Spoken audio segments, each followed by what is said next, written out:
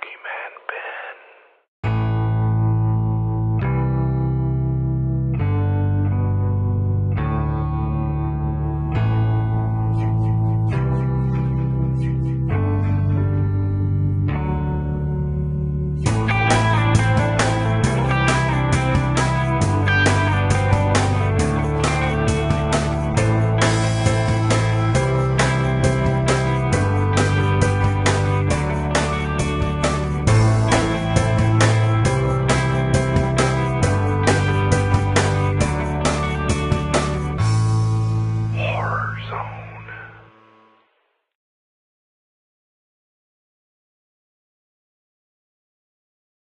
Hey everyone, it's Boogeyman Ben. Hope everyone's doing well and everyone's having a great day.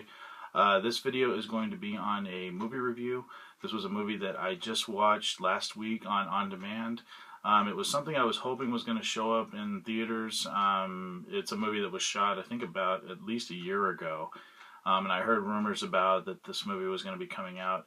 And then I heard that it was going to be released into theaters on the 16th of this month. And it actually didn't come out in theaters. It was released on demand, VOD, and luckily my cable provider actually had it and I was able to watch it. And this is a movie that is not a sequel or a remake. It's kind of a movie where it's, you know, there was a film that came out in 1977, so the original 1977 film actually exists in the world of this new film. And the film I'm referring to is The Town That Dreaded Sundown. This, of course, is the Scream Factory release of the 1977 classic. And I'm going to be talking about the new Town That Dreaded Sundown that came out this year, that is being put out by Blumhouse Pictures.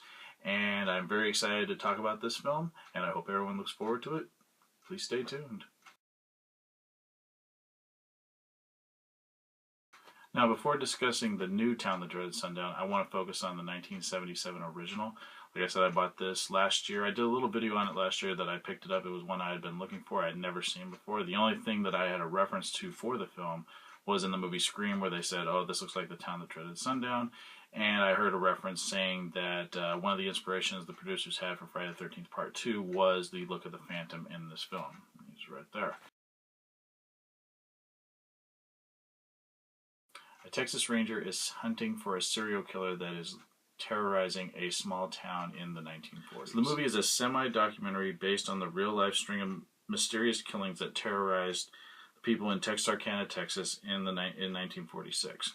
The murder spree became known as the Texarkana Moonlight Murders, and ultimately claimed 5 lives and injured many others. The only description of the killer ever obtained was of a hooded man. To this day, no one has ever been convicted, and these murders remain unsolved.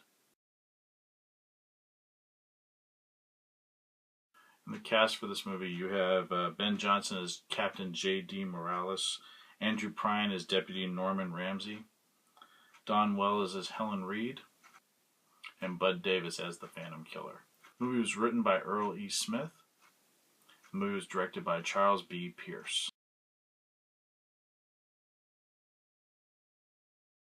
Now, I heard a lot of people that were saying this wasn't really the greatest movie, and I actually really enjoyed The Town That Dreaded Sundown. Now, bear in mind, I've only watched it once, but I did really enjoy it. I thought, you know, it does have a made-for-TV feel to it, but there are some really creepy moments in this, especially revolving around the Phantom Killer and how he stalks people on Lover's Lane.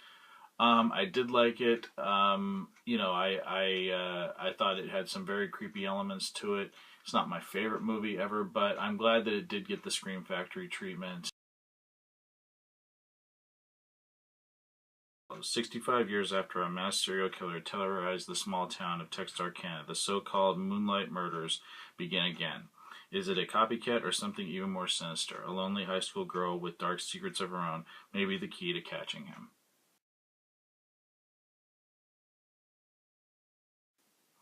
Cast, you have Addison Timlin as Jamie, you have Veronica Cartwright as Lillian, Anthony Anderson as Lone Wolf Morales,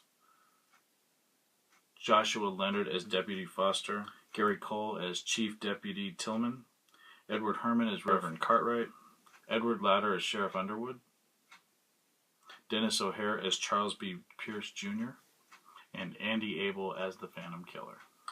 Screenplay was done by Roberto Aguirre-Sacasa, and the movie was directed by Alfonso Gomez-Rejon.